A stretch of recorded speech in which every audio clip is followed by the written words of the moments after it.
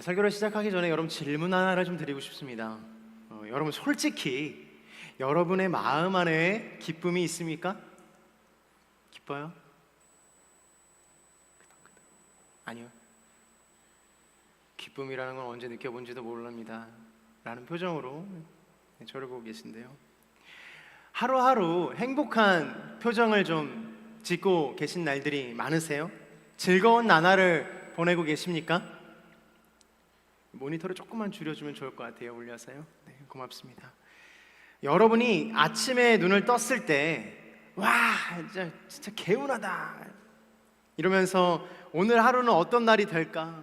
아, 너무 행복하다 이러면서 눈을 뜨신 분이 좀 계세요? 아마 여기에 한 분이나 두 분 정도 계실 수도 있을지 모르겠습니다. 이 C.S. 루이스는요, 현대인의 하루 시작을 이렇게 묘사했습니다. 아침에 눈을 뜨면 온갖 요구들이 폭풍처럼 밀려와 영혼을 덮쳐버린다라고 현대인의 하루의 아침을 표현했습니다. 우리는 눈을 뜨자마자 해야 할 문제들이나 관계를 맺는 것, 경제적인 압박이나 시간의 압박 등 많은 문제들이 우리의 영혼을 덮쳐버리는 구조 속에 살아가고 있다라는 것입니다. 여러분, 오늘 아침에 주일인데 이렇게 눈 뜨셨어요? 주일이네? 그래서 오늘 이렇게 제가 차세대 오늘 아침에 예배를 섬겼거든요. 일찍 와가지고 차세대 예배를 준비하는데 차세대 섬기시는 분들은 정말 진짜 대단하신 것 같아요. 우리 다 정말로 우리 축복의 박수를 한번 드렸으면 좋겠어요.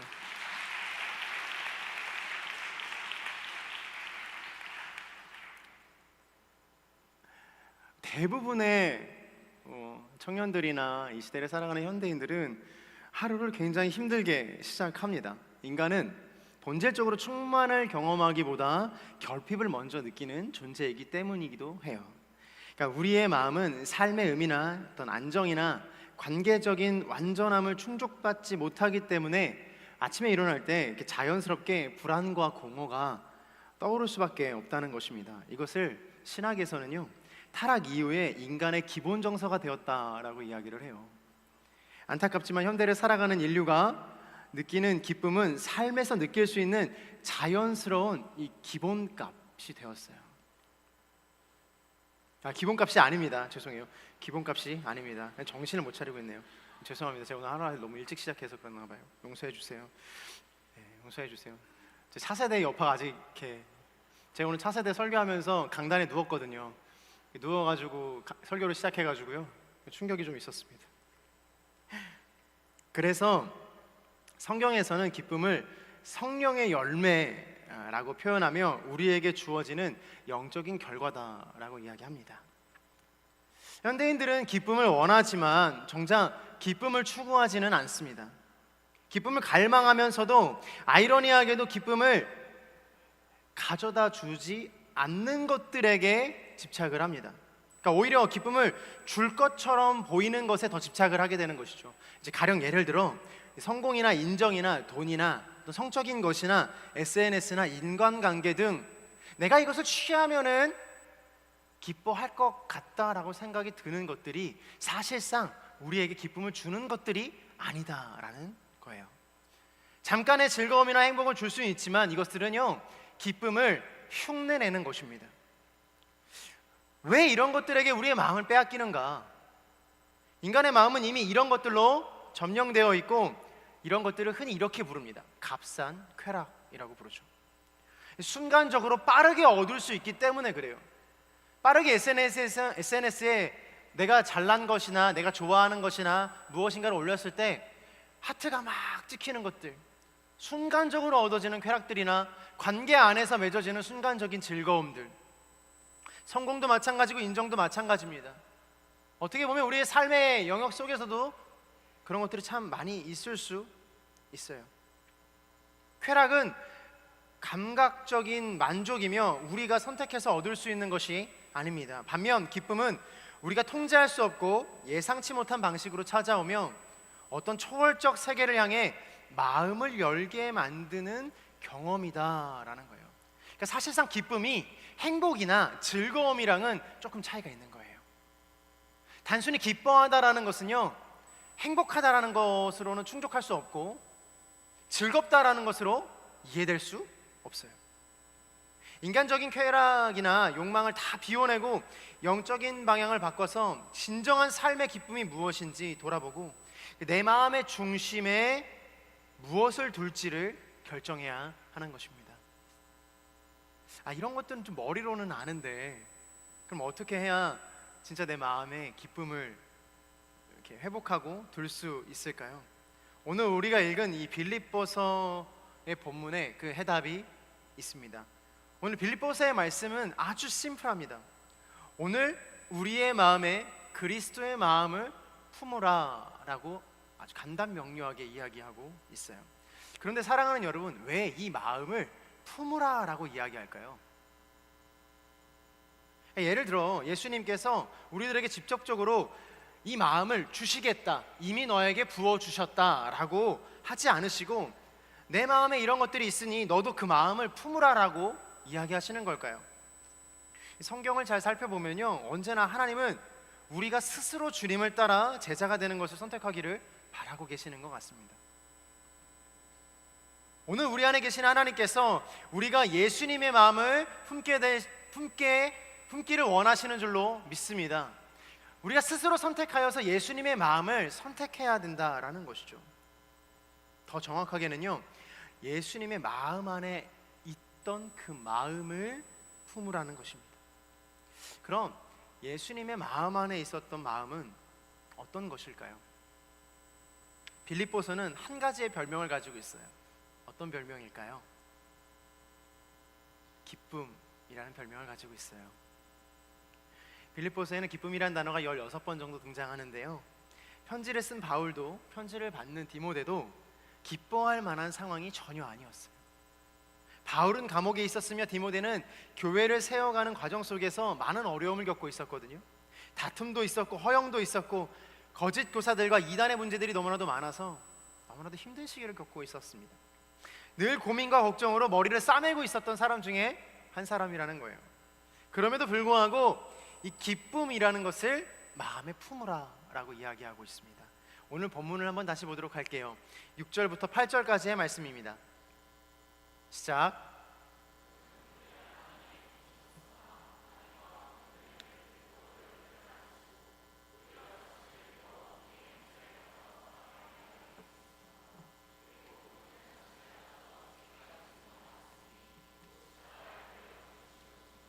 아멘. 아멘. 한번 따라해 주시겠습니까? 예수님께서 우리를 위해 오셨습니다. 스스로의 마음에 손을 얹고 스스로에게 축복하며 예수님이 나를 위해 오셨습니다. 아멘. 빌립보서 2장 5절에서 11절은 흔히 카르멘 크리스티라고 부르는 구절입니다. 신학 성경 연구에서 가장 중요한 그리스도의 찬가 중에 하나라는 뜻으로 라틴어로는 그리스도의 노래라는 뜻이에요.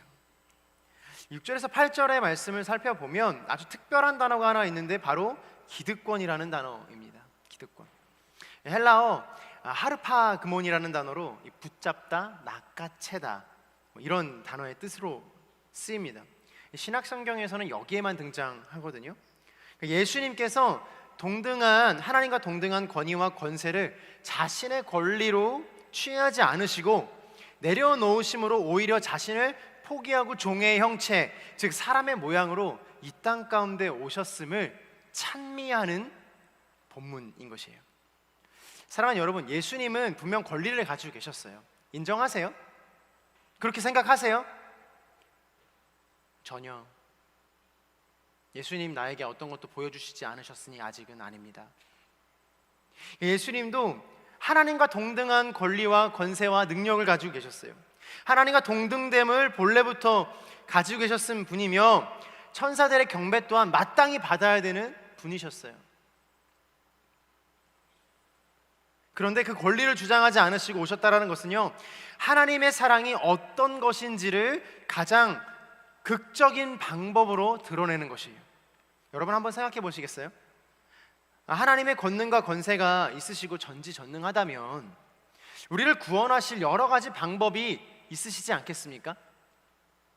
그러니까 하나님이 우리를 구원하시기 위해서 쓰실 수 있는 가장 훌륭하고 빠르고 효과적인 방법이 분명히 있으심에도 불구하고, 그러니까 가령 예를 들자면 우리의 마음을 갑자기 만지셔서 바꾸시던가, 아니면 성령의 역사를 보이셔서 성령을 보여주게 하시던가, 아니면 나의 기도를 들어주셔서 정말로 이루어 주셔서 성령께서 계시다라는 것을, 하나님께서 계시다라는 것을 알게 하시는 방법, 이러한 다양한 방법들이 존재함에도 불구하고 하나님은 이 방법을 선택하지 않으시고, 소위 손쉬운 방법을 선택하지 않으시고, 정말 이것만큼은 하기 싫고 하나님 스스로도 참으로 고통스러운 방법인데 예수님을 인간의 모습으로 이 땅에 내려보내셔서 십자가에 달려 돌아가게 하시는 방법을 왜 선택하셨는가? 하나님의 입장에서도 이 방법은 참 꺼내기 싫은 카드 중에 하나였을 것 같아요. 가장 고통스러운 방법 중에 하나였을 거예요. 전지전능한 하나님이 왜 자기 아들을 죽일 수밖에 없는, 하나님으로서 하실 수밖에 없는 선택 중에 가장 어려운 선택을 하셨는가? 바로 그 이유는 하나님께서 인간을 사랑하시는 방법이 바로 하나님 자신이 가지신 권리의 사용이 아니라 자기와도 같은 예수님을 내어줌으로써 그 사랑을 실천하셨기 때문인 거예요. 하나님께서도 피할 수 없는 희생의 제물이 있다는 것을 아셨어요. 구약 시대에 하나님이 스스로 세우신 언약이 있지 않습니까? 죄는 피값으로밖에 구원받을 수 없는 그 약속을 본인 스스로도 지키신 거예요. 약속을 하나님께서 지키신 거예요. 나도 너희를 구원하기 위해 무엇인가 피값으로 죄값으로 내어놔야 하는데 그것이 바로 나의 아들이다 라는 것이에요. 하나님은 우리를 향한 사랑 때문에, 그리고 자신이 하신 약속을 지키기 위해 스스로를 낮출 수밖에 없는, 그리고 스스로 자신의 아들을 내어놓을 수밖에 없는 선택을 하셨어요. 하나님은 높이 계시기 때문에 하나님이 아니라 그 낮아지신 사랑 때문에 우리에게 하나님이라는 이름으로 불릴 수밖에 없는 것입니다. 예수님도 이 땅에 오셔서 권리를 취하시 않으신 이유가 있는데, 하나님의 사랑이 얼마나 가치 있는 사랑인지를 직접 보여주기 위하여서 권리를 취하지 않으셨어요. 예수님이 권리를 취하여 십자가를 지시지 않으신다면 하나님의 사랑이 보이지 않을 테니까요. 예수님은 힘으로 지배하는 방식이 아니라 철저히 낮아짐으로, 섬김으로 우리를 이끄셨어요. 세상의 방식으로 오신 것이 아니라 하나님의 방식으로 오셨다라는 것입니다. 사랑하는 여러분, 하나님의 그 선택이 여러분에게 은혜가 되기를 주님의 이름으로 축복합니다. 누군가를 사랑할 때 여러분 연애 이렇게 해봐서 다 아시잖아요. 할렐루야. 연애를 하더라도, 사랑을 하더라도 이것만큼은 되게 꺼내기 싫은 한 가지가 있어요. 뭔가 이거를 꺼내면 내가 손해보는 것 같고, 이거를 꺼내면 얘한테 내가 지는 것 같고, 이거를 꺼내면 내가 얘한테 하나 접고 가는 것 같은 느낌이 들 때가 있어요. 내가 그거 다 알아. 너 그거 그러려고 그러는 거지. 나는 그거 용납할 수 없어. 이러면서 끝까지 부정하고 부인하는 거예요. 근데 진짜 사랑하는 건요, 그것과 상관없이 내가 꺼내기 싫은, 내가 하기 싫은, 내가 정말로 마음속 깊숙한 곳에 있는 한 가지를 딱 꺼내어 드는 거예요. 내가 이것까지 너에게 줄게 라고 이야기하는 겁니다. 우리가 잘 알고 있는 팀 켈러 목사님은 이 사랑에 대해서 이렇게 말씀하셨어요. 사랑한다면 반드시 가까이 온다. 멀리서 사랑한다고 말하는 것은 사랑이 아니다. 예수님은 우리를 구원하기 위해 멀리서 명령하거나 조언하지 않으셨다. 우리 곁으로 오셨다. 같은 공기, 같은 눈물, 같은 고통을 나누기 위해. 예수님의 오심은 우리를 위해 희생하실 수밖에 없는 그 아픈 고통을 뛰어넘는 것이었어요. 그리고 그것은요, 억지로 하신 것이 아니라 그 고통을 뛰어넘는 모든 과정들이 기뻤다라고 오늘 빌립보서는 이야기하고 있어요. 누군가를 위해서 애쓰고 수고하는 모습이 고통스럽지 않고 너무나 기쁜 거예요. 예수님은 그런 고난의 공생애를 보내셨고 결국에는 십자가에 달려 돌아가셨어요. 전능하신 분이 약함을 선택하셨고 영광의 하나님이 사람의 몸을 선택하셨어요. 예수님은 당신의 영광을 움켜쥐지 않으셨어요. 그리고 대신 우리를 붙잡으셨어요. 그것이 예수님 안에 있는 마음이었고 그 마음은 기쁨의 마음이었습니다. 어느 것으로도 막을 수 없는 기쁨이었고 큰 사랑이었죠.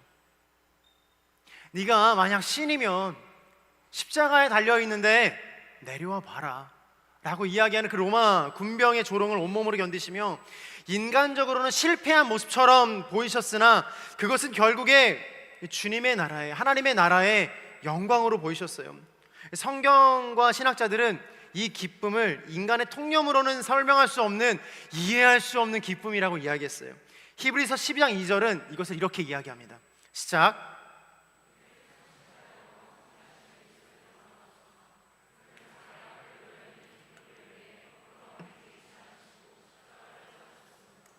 그래서 그는 하나님의 보좌 오른편에 앉게 되셨습니다. 자기 앞에 놓여있는 그 기쁨, 나를 사랑하는, 우리를 사랑하는 그 기쁨이 너무나도 커서 자기의 부끄러움 따위는 개의치 않으시고 십자가를 지셨다라는 거예요. 근데 여러분 문장을 한번 잘 보십시오. 이미 부끄러움을 개의치 않고 십자가를 참는 사건 자체가 기쁘지 않은 사건이에요. 그렇지 않습니까? 그러니까 무언가 내가 뿌듯한 게 아니에요. 무언가 할 만한 것이 아니에요. 십자가를 참는 사건 자체가 너무나도 부끄러운 사건이라는 거예요. 그런데 내가 신이라는 이유로, 내가 예수라는 이유로 나의 존재 따위는 아무 신경도 쓰지 않고 여전히 십자가에서 예수님께서 돌아가셨다라는 것입니다. 죽어가는 나를 위해, 슬퍼하는 나를 위해, 신음하며 고통하며 여전히 살려달라고 애원하는 나를 위해 자신의 모습 따위는 안중에도 없고 우리를 향해 직진하시는 그 예수님의 사랑, 그 안에는 우리와 관계하시기를, 나를 구원하시기를, 나와 함께 하실 것을 기대하며 하늘나라에서 나를 보실 것을 기대하며 기뻐하신 예수님의 마음이 있었다라는 거예요. 사랑하는 여러분, 예수님의 오심은 그분의 큰 기쁨이셨어요. 누군가를 이렇게 기쁨으로 사랑한 적이 있습니까? 누군가를 기뻐하며 기다린 적이 이렇게 있으신가요? 사랑하는 사람을 기다리다가도 5분이 지나고 10분이 지나면 화가 나기 마련이에요. 걱정이 되기 마련이죠. 얘가 왜 안 올까? 이 사람이 왜 안 올까? 오다가 무슨 일을 겪는 건 아닐까? 많은 온갖 생각이 들겠죠. 근데요, 잘 생각해 보십시오. 예수님이 십자가 지신 그 사건이 우리에게 구원을 주셨다고 이야기하고 있어요. 근데 여러분 돌아보세요. 여러분 구원받을 수 있습니까? 스스로에게 한번 질문해 보세요. 예수님의 그 구원 사건은요, 우리의 구원의 여부와 상관없이 주님의 선택으로 이루신 것이에요. 보장을 해주셨지만 우리가 구원 받을지 안 받을지는 마지막에 심판대 앞에 서야 아는 것이거든요. 근데 주님은 그것과는 상관없이 당신의 기쁨으로 십자가를 지신 거예요. 내가 너를 너무 사랑하여서 너가 구원받을 수 있는 길을 마련하기 위해 십자가를 진다. 나는 그것이 너무 기쁘고 그것이 나의 인생의 전부이다 라고 말씀하시면서 십자가에 달려 돌아가신 거예요. 사랑하는 여러분, 예수님이 여러분을 얼마나 사랑하는지 깨닫게 되는 이번 한 주가 되기를 주님의 이름으로 축복합니다. 여러분들을 만날 생각에, 여러분을 구원할 생각에 기분이 너무나 기쁘신 거예요. 예수님은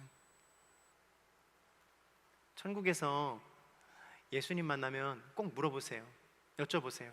저는 꼭 여쭤볼 거거든요. 주님, 제가 뭐가 이뻐서 저를 위해 십자가에 달려 돌아가셨습니까? 저는 의심 많은 도마와도 같은 사람인데, 화가 많은 베드로와 같은 사람인데, 오늘도 참지 못해서 주님을 떠나는 사람인데, 그때 뭐를 믿고 주님 오셔서 십자가를 지셨습니까? 그럼 주님 이렇게 대답하실 거예요. 나는 그게 기뻤다. 나는 그게 기뻤다. 너의 어떤 죄지음과 너의 상처와 너의 마음과는 상관없이 너를 위해 죽는 것이 기뻤다라고 말씀하실 거예요. 저는 믿어요. 이 예수님께서 우리를 위해 한 가지의 목적을 더 가지셨는데, 오늘 본문 9절에서 11절까지의 말씀입니다. 시작.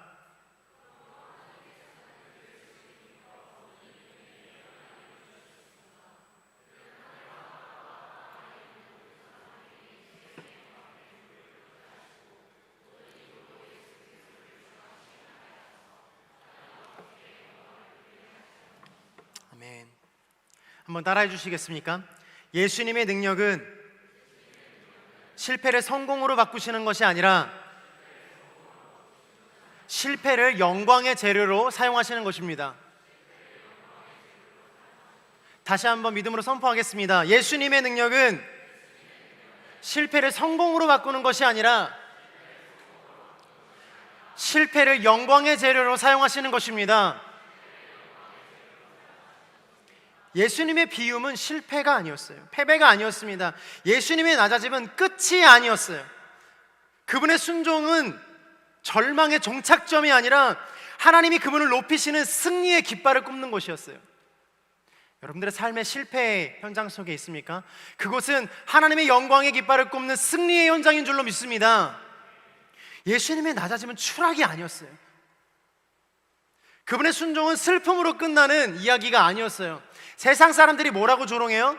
야, 예수 믿는 사람들 세상에서 성공 못해서 예수님 매달리는 거 아닌가? 저는 이야기를 듣고 너무 화가 치밀어 올랐어요.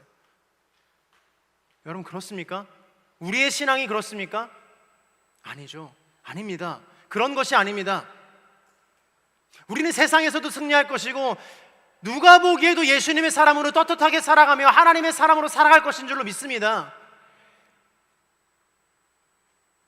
크리스천이 예수님의 사랑으로 살아갈 때 그 과정 속에서 겪는 실패는요, 낙심이 아니라 낭망이 아니라 좌절이 아니라 손가락질이 아니라 하나님 앞에 쓰여지는 하나님의 나라를 향해 영광의 재료로 사용되는 줄로 믿습니다. 그러므로 사랑하는 여러분, 예수님이 오셔서 영광 받으시겠다고 하시는 것은 우리가 실패한 자리, 우리가 무너진 자리, 우리가 죄책감에 눌린 자리, 바로 그 자리까지 들어오시겠다라는 예수님의 결단인 거예요.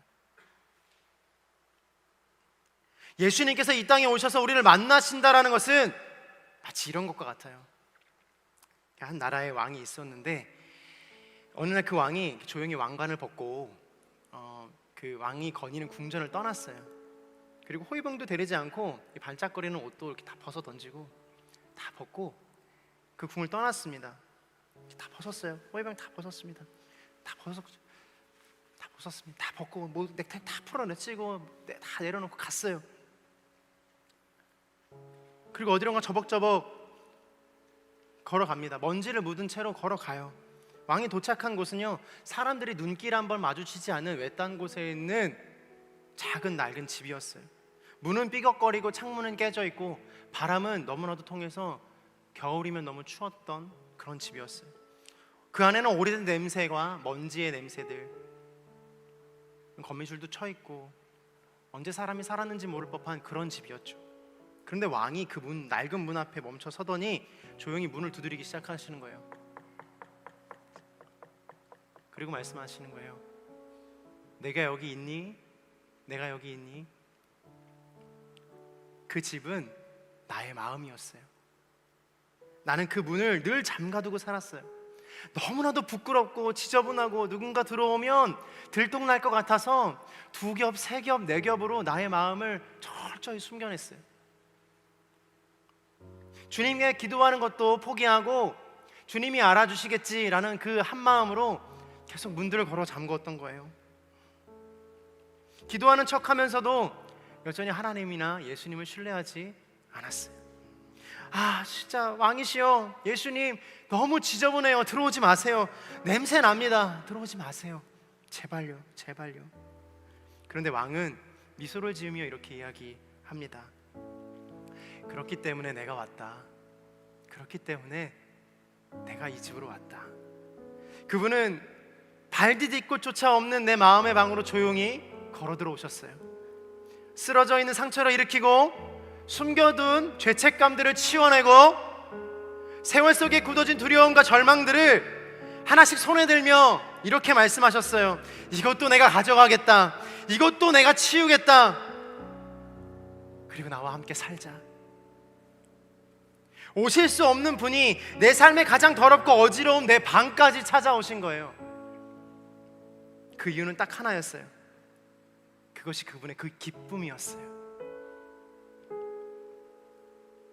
왕이 그 집으로 찾아오는데 드는 것은 아무런 것이 없었어요. 내가 왕을 초청하지도 않았고 내가 왕을 부르지도 않았어요. 어쩌면 이 자리에 계신 분들 중에서 예수님 한 번도 만나보지 못한 그런 분이 계실 수도 있어요. 근데요, 예수님이 오늘 당신에게 말씀하시는 것은요, 당신으로 인해 기쁘다라고 말씀하시는 거예요. 태초부터 예수님께서 계셨던 그 마음, 하늘에 계셨을 때, 하나님과 함께 하셨을 때, 성령님과 함께 삼위일체 되신 하나님께서 이 세상을 지었을 때 당신을 보고 느껴졌던 감정은 기쁨이었어요. 내가 너로 인해 기쁘다. 내가 너의 존재로 인해 한량없는 한없는 기쁨을 누리고 있구나 라고 말씀하시는 거예요. 사랑하는 하늘 공동체 여러분, 예수님 안에 있었던 마음은 우리를 기뻐하시고 우리로 인해 하나님 앞에 영광 돌리고자 하는 예수님의 마음이셨어요. 그것은 예수님의 자기 비움의 증거였죠. 스스로를 비워 우리에게 오신 그 예수님, 십자가의 부끄러움도 개의치 않으셨던 예수님, 결국 실패처럼 보였던 그 자리를 하나님의 영광의 자리로 바꾸실 예수님을 찬양하는 오늘 저와 여러분이 되시기를 주님의 이름으로 축복합니다. 그러므로 스스로 인생을 비관하는 사람들이요, 오늘 예수님께서 사랑하는 하나님의 사람이 될 줄로 믿습니다. 스스로 실패를 이야기하는 사람들이요, 당신의 인생 속에서 예수님의 기쁨을 발견하게 될 줄로 믿습니다. 12월에 그 예수님의 기쁨을 전하십시오. 그 12월에 예수님의 사랑을 전하십시오. 저는 너무나도 행복한 거 한 가지가 딱 있는데 무엇인지 아세요? 여러분, 크리스마스 블레싱 하늘 공동체가 몇 명 가는지 아세요? 인원이 중요한 건 아니에요. 죄송해요, 자꾸 이런 이야기가 죄송한데 인원이 중요한 건 절대 아니에요. 근데 하늘 공동체의 순모임 인원이 400명인데 크리스마스 블레싱을 320명이 가요. 여러분, 가셔서 그냥 오지 마시고 그 기쁨을 꼭 전달하고 오십시오. 예수님께서 당신 때문에 기뻐하십니다. 예수님께서 당신 때문에 오늘 오셨습니다를 꼭 말씀하십시오. 여러분, 그래서 가는 거예요. 여러분, 그래서 그 길을 가는 거예요. 여러분, 그래서 여러분 시간과 여러분 돈과 여러분 수고를 다해서 그 길로 가는 거예요. 저는 너무 행복해요. 저는 하늘 공동체의 목사인 게 주님께 너무 감사해요. 제가 1년 동안 주님 앞에 감사했던 것이 별로 없었습니다. 늘 노심초사하고 늘 힘들었고 늘 주님 어떻게 하면 됩니까? 주님 저는 잘하고 있습니까?를 고민했던 사람 중에 한 사람이었어요.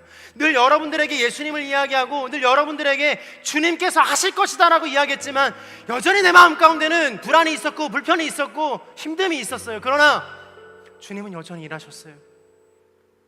주님 여전히 일하셨어요. 제가 보지 않는 곳에서 일하셨고 늘 주님은 바쁘셨어요. 사랑하는 여러분, 2025년 이 12월에 예수님의 그 기쁨을 전하는 저와 여러분이 되시기를 주님의 이름으로 축복합니다. 기쁨이 회복될 줄로 믿습니다.